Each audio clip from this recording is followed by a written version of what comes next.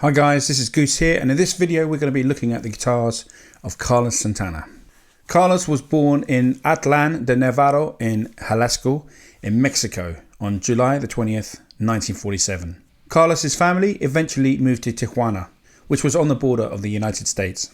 His mother took him to see the rock and roll band the TJs. This band was formed by Javier Batiz. And at the age of 12, Carlos became the roadie for the band, and eventually he would join them as a bass player. The TJs and Batiz turned Carlos onto the blues, especially T-Bone Walker, Muddy Waters, B.B. King, Chuck Berry, Howlin' Wolf and James Brown. In this photo we can see Carlos playing bass in the TJs, a band that was led and formed by Javier Batiz. And the bass guitar that he's holding is a K Value Leader bass. The Value Leader bass featured a maple or rosewood fretboard and tortoiseshell markers. Many of the K instruments had double dot inlays on the frets rather than the usual 12 fret. It had a laminated maple body with celluloid bound edges and a steel reinforced neck. The pickup unit had a separate tone and volume control, and this was a short scale instrument. In this photo here we have Carlos playing what looks like to be a Gibson ES-125. Carlos says of his first guitar, "I got it in 1960 in Tijuana. And my father bought it for me. It was a big hollow Gibson, kind of like Wes Montgomery's. I liked it that it had 6 strings and I could bend them and learn how to play chords and connect with B.B. King." The Gibson ES-125 featured a single P90 pickup and separate volume and tone controls. Next to Carlos is the bass player, and it looks like the bass player has Carlos's old bass, which was the K Value Leader bass guitar. This is a photo of Carlos whilst playing for the band The Dynamics at a Spanish club dance on December the 18th, 1964. And in this photo here we can see that Carlos is playing a white SG Special. The Gibson SG Special was introduced in 1961 as a mid-level guitar. It was a set neck mahogany guitar and was a step up from the SG Junior with a pair of P90s, a 3-way switch, individual volume and tone controls and a bound neck with dot inlays. The first run was from 1961 until 1966, and these are distinguished by the smaller pickguard. And although never advertised in the Gibson catalogues, a number of these guitars were sold and shipped from the factory with a vibrato or vibrato tailpiece. In 1967, Carlos was offered a slot by Bill Graham as an opener for an upcoming show at San Francisco's Fillmore Auditorium, after Graham was impressed with Santana's performance with Paul Buttersfield at the same venue in late January. In February 1967, his group, the Santana Blues Band, was officially formed when guitarist Tom Fraser invited Carlos Santana to jam with his friend Greg Rowley after seeing Santana play with Butterfield at the Fillmore. The band's first performance was on March 1967, after a short break for being treated for tuberculosis. The group opened for The Who at Fillmore on June 16th and 17th in 1967. The band, however, was blacklisted from performing at the venue due to the players Sergio Gus Rodriguez and Danny Harrow showing up late for the gig on the 17th. And in November 1967, the band changed its name to Santana. And in this photo, we can see the Santana Blues Band's debut at the Fillmore in 1967, along with Danny Harrow, Gus Rodriguez and Michael Garabello. And we can also see in this photo that Santana still is playing his white SG Special through a Vox head and cab. In this photo we can see Carlos recording his debut album with a Gibson Les Paul Special. You can see the first pictures of this guitar whilst he was recording his first album in May 1969. So it would be a good guess that much, if not all, of the first album was recorded on this guitar. And at the time of recording the album, the TV yellow finish seems quite intact. However, later on it would get rather worn. These guitars featured 2 P90 pickups, and this particular model also featured a Maestro tremolo. By December 1969, when Santana played at the Altamont, the guitar's finish was completely worn down, and also the tremolo was removed, leaving the visible screw holes. And here we can see an early 60s Gibson SG Special. Much like Carlos's earlier white SG Special, this SG Special also featured a Maestro tremolo, the VMA1 version, which was often used on cheaper Epiphone guitars. And this unit was moved back somewhat to make space for a stop tailpiece. The strings were never attached to it, but for some reason Santana kept it on the guitar. Maybe this was to counterbalance the guitar's weight. Or perhaps Carlos thought it would give the guitar more sustain. Around 1970, Carlos stopped using this guitar. Carlos apparently destroyed this guitar because it kept on going out of tune. Santana was seen playing a black SG Special with white pickups around 1970. However, it looked very similar to the previous red SG he was playing. However, this guitar featured the white plastic P90 pickup covers and a shaved or sanded down neck. Another very similar quality about both of these guitars was the fact that both had a Tune-o-matic bridge, stop tailpiece and the VMA1 tremolo, which of course was disabled. It's quite possible that these two were the same guitars, and Santana actually sent it to a luthier to be repainted and fixed up because of the tuning problems. This is just a theory because Santana himself said he destroyed the red SG himself. And here we have a black SG Special with humbuckers. This appeared sometime around 1970. SG Specials only ever came with P90s, so this is a guitar that obviously Carlos modified himself. And this could well be the black SG he was using in 1970, just the P90s had been swapped out for humbuckers. It also featured the standard Gibson stop tail and bridge. Another white SG appeared later in 1973, and this guitar also looks like it could have been modified. Another question remains, is this the original guitar with the band The Dynamics way back in 1964? An interesting detail of this white SG is that it has a picture painted on the headstock, and this picture also appears on one of his Les Pauls in 1973. It was the guru Sri Chinmoy, who Santana was a follower of from 1972 until 1981. Okay, this next guitar is a 1968 Gibson Les Paul Custom. This instrument is a refinished maple top Les Paul, and is pretty much the holy grail of Santana's guitars. Carlos purchased this guitar at Prune Music in San Francisco in 1970, shortly after the group's big breakthrough.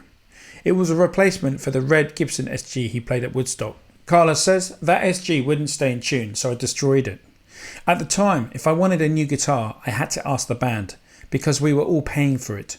The band didn't want to get me a new guitar, so I destroyed the SG. Then I had to get a new one. This guitar was my main workhorse for at least 7 albums. It's got the tone, the feel. You grab it and it's ready to go. This is the guitar that generated the fiery leads on Black Magic Woman, Gypsy Queen, Oya Komova, and indeed just about everything else on the classic Abraxas album from 1970. So it's quite likely that the 3 albums recorded between 1971 and 73, which were Santana 3, Caravansary and Welcome, were recorded using this guitar. And here we have a 1961 Gibson Les Paul SG Custom. This was a guitar that he was playing around 1973 and 1974, but he also used a 3 pickup SG Custom at a gig in New York in 1980. This guitar featured 3 humbucking pickups, gold-plated hardware, and it featured a white finish. And here in this photo we can see a prototype of the LS6 that was given to Carlos. According to Larry Craig, Santana's guitar repairman, this prototype was acquired directly from the Gibson factory in Kalamazoo to see if Santana might be interested in the model's design features, such as the 24 frets, the rotary switch, and the Bill Lawrence designed super humbucker pickups. Santana tested the prototype and went on to acquire several LS6 guitars, which he used throughout the 1970s and publicly endorsed these, including the 1974 Gibson ad campaign that read, "The kind of guitar that musicians 10 years now will dream about owning." Santana calls it his rainbow. The original featured a solid natural 2-piece maple body with a single cut, dual humbuckers, and a trio of black speed knobs. It was endorsed by a few of the guitarists of the time, but it was eventually dropped from the catalogue. Santana most likely used this guitar during the recording of the album Borboleta in 1974. At the time Santana was playing the Gibson L6-S around 1975, Yamaha Guitars approached him with their new SG-175 model for a possible endorsement deal. Still riding high on the critical and commercial success of the band's debut album, Santana by Santana, By 1975, Yamaha had introduced their SG-175 and had contacted Carlos Santana regarding playing that model. Far from an instant love affair, the relationship developed slowly. He told Yamaha the guitar was too light and the frets were too thin and that it wasn't delivering the sustain he craved. Luckily, Yamaha took his comments to heart. Eventually, the two developed the SG-2000. This model incorporated a neck-through body design instead of the neck just being bolted onto the body. It is one solid piece of wood that runs from the headstock to the tailpiece. A mahogany body delivered the weight, which led to greater sustain and a fatter tone, and strips of mahogany flanking the neck, called the T-crosses, were also incorporated. The hardware was converted to brass, which added to the sustain as well. In addition, a sustain plate was added, a brass plate that sat underneath the tailpiece. The tone of Carlos Santana's Yamaha SG can be heard on a number of landmark recordings, one of the most notable being 1977's Moonflower. From that record came a studio version of She's Not There, along with Dance Sister Dance and Europa. Carlos continued to use the Yamaha until the early 1980s, both in concerts and on albums, including Inner Secrets, Marathon and Zebop. The guitar featured two OPG 1 Alnico 5 pickups. His main guitar was an actual prototype. It featured a dark natural finish and a custom Buddha headstock inlay, as well as body decals. His second most widely used SG-2000 was a black model featuring somewhat similar decals. In total, Carlos owned 3 Yamaha SG-2000s, a green one, a black one and also a blue one. And as you can see from the photo of this blue one, it has a really spectacular inlay on the body. And I must say, for me personally, apart from Santana's earlier tones, for example on the album Santana 3, my favourite Carlos Santana tones are when he played his Yamaha SG-2000 through his Mark I Mesa Boogie amplifier with the Altec Lansing speaker. After the Yamahas, Santana decided to play Paul Reed Smith guitars. When asked about Paul Reed Smith, Carlos says, he came to a concert in Baltimore, this wiry looking kid. He said, I have this guitar I want to send to you. If you don't like it, just send it back. I've been playing Yamahas for a long time, so I played it and it just had more bottom to it. When asked if Paul started tailoring guitars to Santana, Santana replied, no, strangely enough, he changed. He wouldn't make them like that anymore. For 3 or 4 years, he started making different models, and every time he'd bring me a guitar, I'd play a few notes and say, nice guitar, and give it right back to him. He got upset, and I said, well, it makes a nice lamp, but I can't play this. It doesn't sound good. Finally, I got my guitar stolen, so I asked him if he could make me a guitar like it. He says, I don't know if I can do that. It's cost prohibitive. And I said, here it is. Either you find the mould of the guitar that you made like this, or I'm going to go somewhere else. Sometimes people need that kind of motivation, and he made them exactly. He made a Santana model. He continues, I never asked for anything. I just played them and they fixed them. I never asked for an endorsement or money or anything. Once Paul made it, I found the stolen guitars. They were returned to me. But the blessing was he learned how to do it exactly the same way. I think he did pretty good. I know he sells a lot of other models, but I don't play those. They're good for a lot of people, but they don't suit my personality. The tones are too nasal. But this doesn't sound like that. I actually did have to force him to actually find the mould of that thing, and he had to make a machine and make that thing. We have a great relationship now. He understands that I play a Strat almost half the concert, and he doesn't have a problem with it. He's going to try and make me one like this, exactly the same body with single coils.